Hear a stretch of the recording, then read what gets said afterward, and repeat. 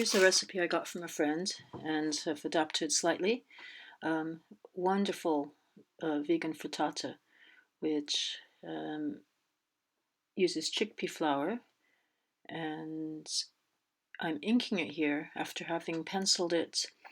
Um, Actually, the penciling takes quite a long time, especially with this recipe, to get everything in the right place because it's got a few steps to it, and it had to be really clear what sort of order it all happens in. But you can use any kind of vegetables you want. Of course, I've just chosen a few that I quite like there. So I'm inking over the pencil sketch, not exactly tracing, but using it as a guide. And now it's time to start the watercoloring. Now I don't really plan this very well. There are certain things that have to be a certain color. Courgettes need to be green, turmeric needs to be yellow.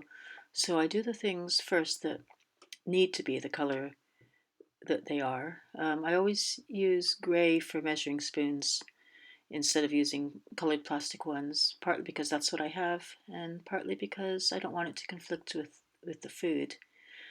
We do end up with quite a lot of sort of grey things here. We've got a steel pie tin, a cast iron fry pan, um, a whisk.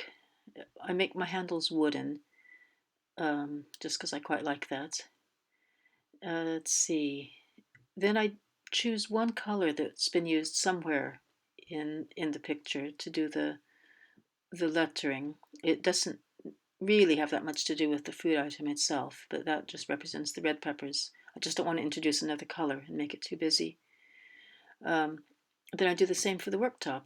I find a color that's been used somewhere, which will make a sensible worktop color, and on it goes. So, and those are steel measuring cups again. So just darkening things, adding a bit of shadow, and that's it.